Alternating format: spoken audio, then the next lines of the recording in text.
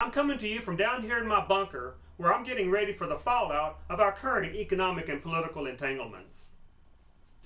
At my website, I have a chapter called Survival Planning on a Budget, where I discuss ways to save money so that you can afford to buy the supplies you need for your survival stockpile. In this video, I will discuss one important way to save money by taking advantage of my favorite form of long-term food storage. And that's why I'm down here in my basement where I keep my canned goods. Canned foods are relatively heavy, so they may not be the best choice for your bug-out bag. But that's not a disadvantage for your home storage because you probably won't be hauling it around anyway. Canned foods are heavy because they contain a lot of water. But that can be an advantage because the extra source of water may come in handy during an emergency if clean water is in short supply. Cooking is always a part of the canning process because the foods must be sterilized by heat. So all canned foods are already cooked, and most foods can be eaten right out of the can. A big advantage during a disaster when energy for cooking may be in short supply or non-existent. Canned foods also come in very convenient sizes. One can contains enough food generally for one meal, so there are no concerns about refrigeration of leftovers.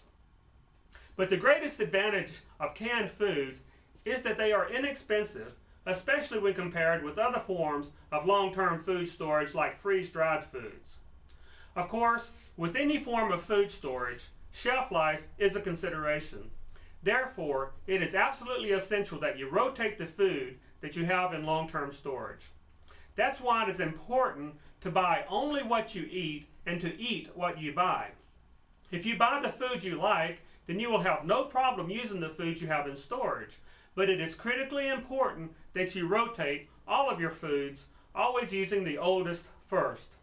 Whenever you buy a new can of food, you must put it all the way back, moving the others to the front, putting the new food all the way in the back.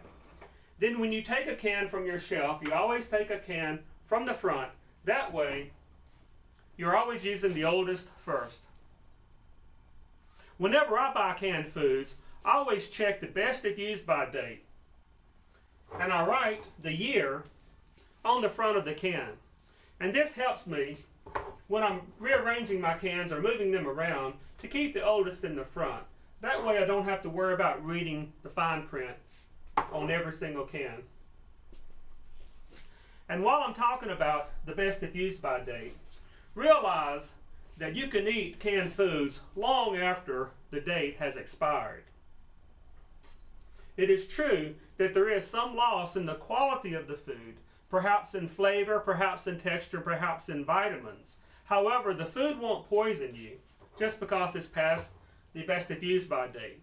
However, never use food from a can that is bulging. Don't even taste it. As you know, canned foods also come in glass containers. And if you garden, you probably put some of your excess produce away in glass jars just like this one.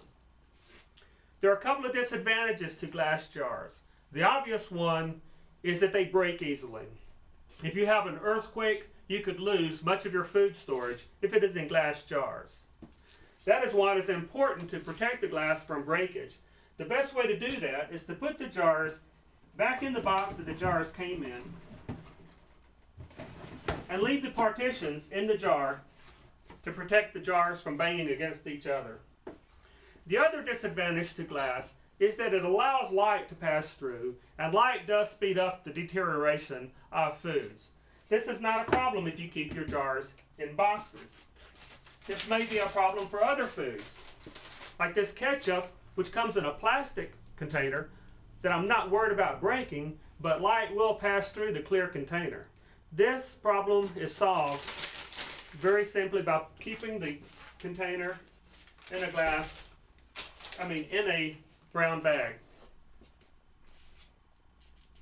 Remember, store what you eat and eat what you store. And above all, don't forget to rotate all of your foods, always using the oldest first. This is Survival Doc, reminding you, be prepared or be prepared to be fleeced.